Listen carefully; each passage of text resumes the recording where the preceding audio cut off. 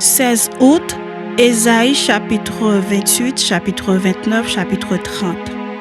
Malheur à la couronne superbe des ivrognes d'Éphraïm, à la fleur fanée qui fait l'éclat de sa parure sur la cime de la fertile vallée de ceux qui s'enivrent.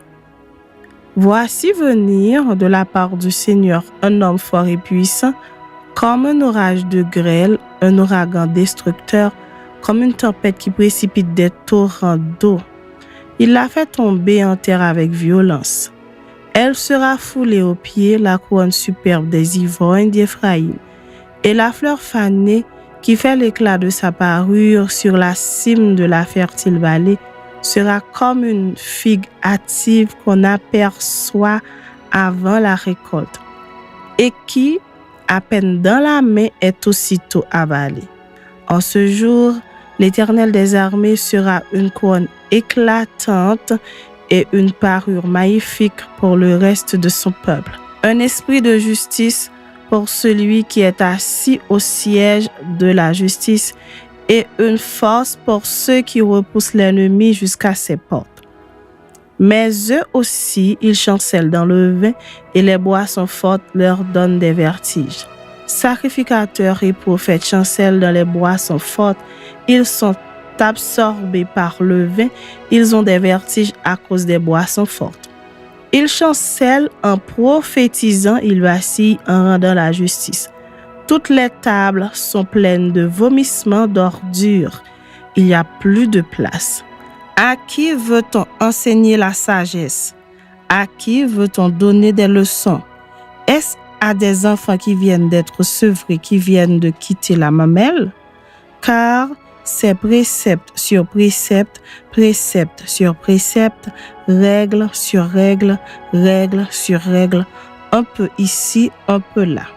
Eh bien, c'est par des hommes aux lèvres balbutiantes et au langage barbare que l'Éternel parlera à ce peuple. Il lui disait, « Voici le repos, laissez reposer celui qui est fatigué.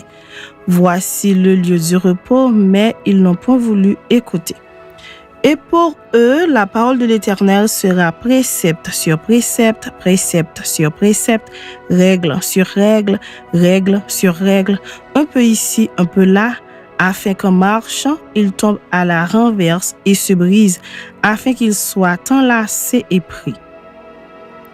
Écoutez donc la parole de l'Éternel, moqueurs, vous qui dominez sur ce peuple de Jérusalem. Vous dites, nous avons fait une alliance avec la mort, nous avons fait un pacte avec le séjour des morts. Quand le fléau débordé passera, il ne nous atteindra pas, car nous avons la fausseté pour refuge et le mensonge pour abri. C'est pourquoi, ainsi parle le Seigneur l'Éternel. Voici, j'ai mis pour fondement en Sion une pierre éprouvée, une pierre angulaire de prix solidement posée. Celui qui la prendra pour appui n'aura point hâte de fuir. Je ferai de la droiture une règle et de la justice un niveau. Et la grêle emportera le refuge de la fausseté et les eaux inonderont l'abri du mensonge. Votre alliance avec la mort sera détruite, votre pacte avec le séjour des morts ne subsistera pas. Quand le fléau débordé passera, vous serez par lui foulés aux pieds. Chaque fois qu'il passera, il vous saisira. Car il passera tous les matins, le jour et la nuit, et son bruit seul donnera l'épouvante. Le lit sera trop court pour s'y étendre, et la couverture trop étroite pour s'en envelopper. Car l'Éternel se lèvera comme à la montagne de Pératsim, il s'irritera comme dans la vallée de Gabaron pour faire son œuvre étrange, pour exécuter son travail inouï.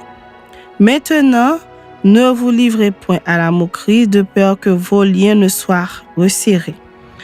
Car la destruction de tout le pays est résolue, je l'ai appris du Seigneur, de l'Éternel des armées. Prêtez l'oreille et écoutez ma voix, soyez attentifs et écoutez ma parole. Celui qui laboure pour semer, laboure-t-il toujours? Ouvre-t-il et brise-t-il toujours son terrain? N'est-ce pas après en avoir aplani la surface qu'il répand de l'agnelle et sème du cumin, qu'il met le froment par rangée, loge à une place marquée et l'épeautre sur les bords? Son Dieu lui a enseigné la marche à suivre, il lui a donné ses instructions. On ne foule pas l'agnelle avec le traîneau et la roue du chariot ne passe pas sur le cumin, mais on bat l'agnelle avec le bâton et le cumin avec la verge. On bat le blé, mais on ne le bat pas toujours. On y pousse la roue du chariot et les chevaux, mais on ne l'écrase pas. Cela aussi vient de l'Éternel des armées. Admirable est son conseil et grande est sa sagesse. Chapitre 29. Malheur à Ariel, cité dont David fit sa demeure. Ajoutez année à année, laissez les fêtes accomplir leur cycle. Puis j'assiégerai Ariel. Il y aura des plaintes et des gémissements, et la ville sera pour moi comme un Ariel.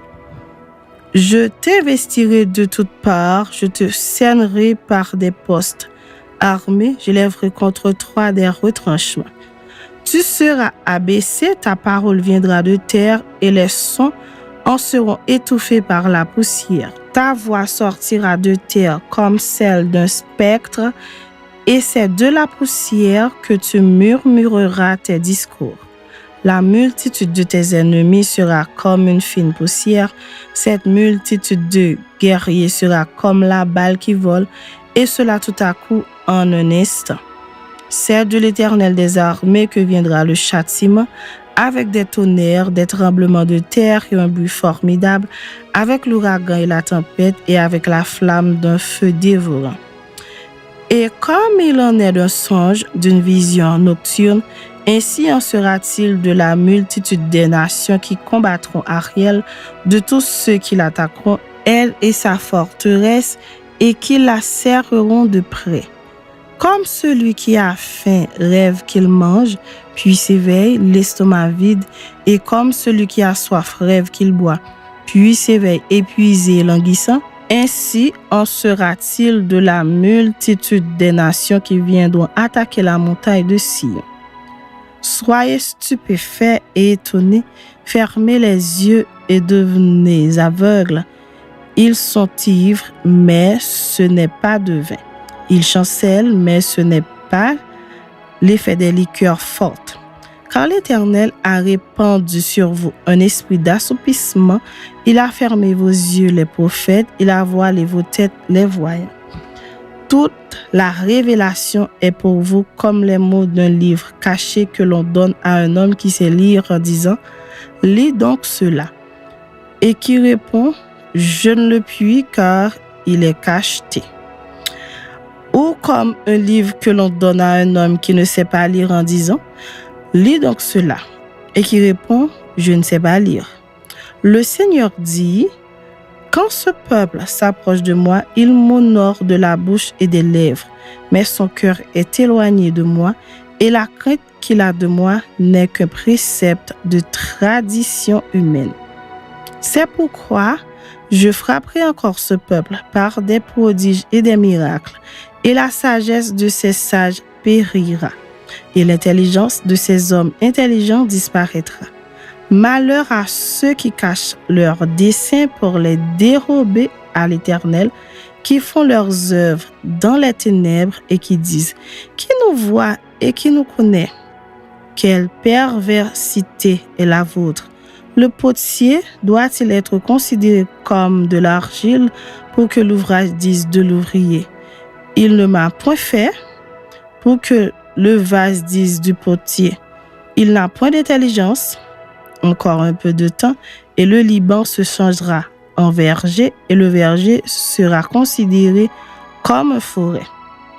En ce jour-là, les sourds entendront les paroles du livre et délivrés de l'obscurité et des ténèbres, les yeux des aveugles verront.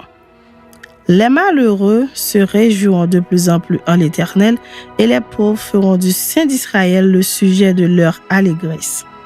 Car le viol ne sera plus le moqueur aura fini et tous ceux qui veillaient pour l'iniquité seront exterminés.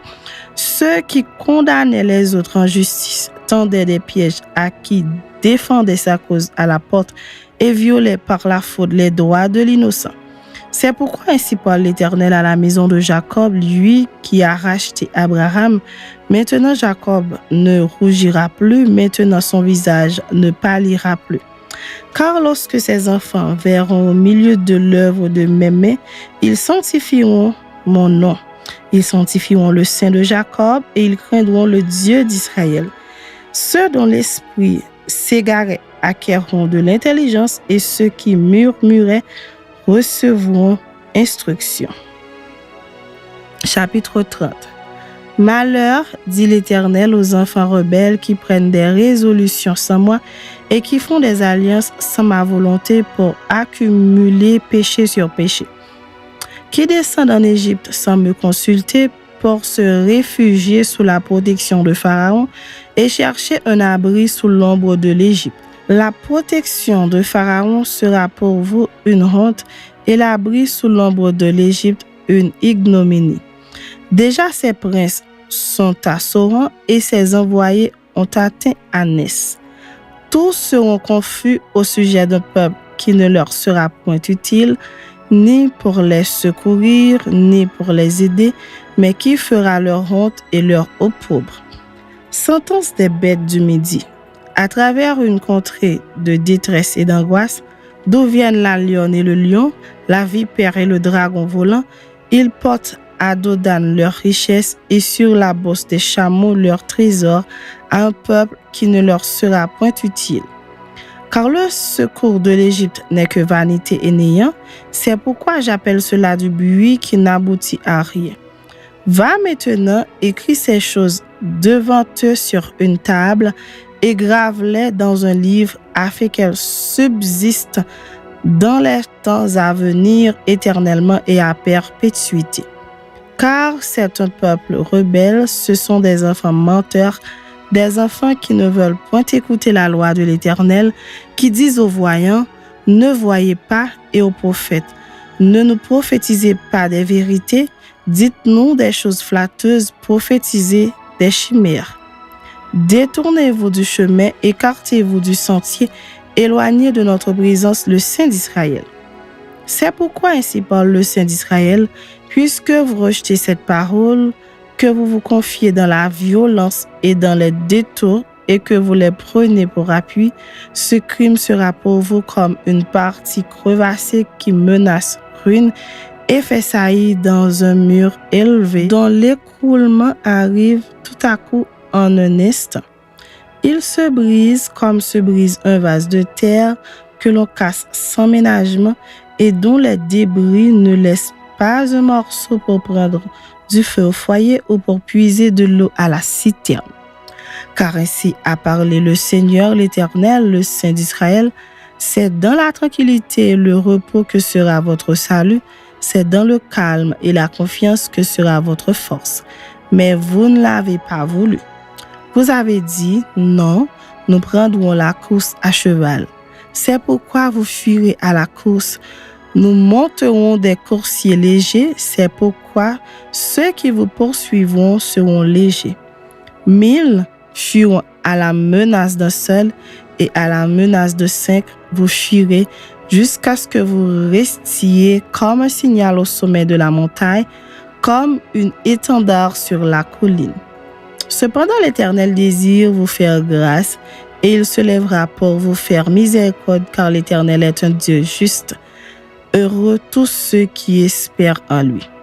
Oui, peuple de Sion, habitant de Jérusalem, tu ne pleureras plus. Il te fera grâce quand tu crieras. Dès qu'il aura entendu, il t'exaucera. Le Seigneur vous donnera du pain dans l'angoisse et de l'eau dans la détresse. Ceux qui t'instruisent ne se cacheront plus, mais tes yeux verront ceux qui t'instruisent. Tes oreilles entendront derrière toi la voix qui dira, « Voici le chemin, marchez-y, car vous iriez à droite ou vous iriez à gauche. Vous tiendrez pour souiller l'argent qui recouvre vos idoles et l'or dont elles sont revêtues.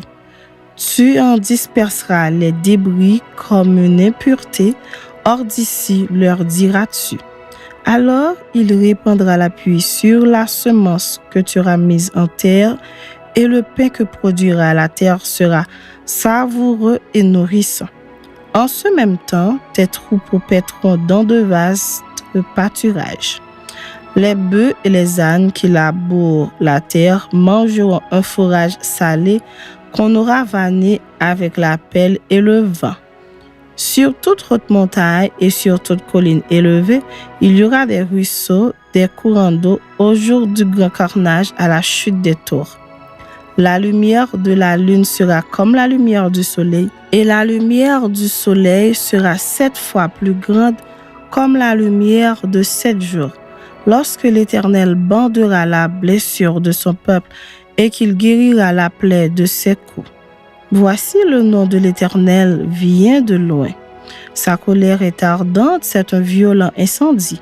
Ses lèvres sont pleines de fureur et sa langue est comme un feu dévorant. Son souffle est comme un torrent débordé qui atteint jusqu'au cou pour cribler les nations avec le crible de la destruction et comme un monstre trompeur entre les mâchoires des peuples. Vous chanterez comme la nuit où l'on célèbre la fête. Vous aurez le cœur joyeux comme celui qui marche au son de la flûte pour aller à la montagne de l'Éternel vers le rocher d'Israël. Et l'Éternel fera retenir sa voix majestueuse.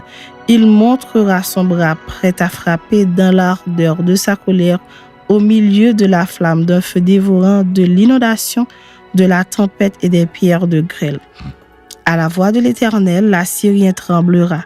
L'Éternel le frappera de sa verge.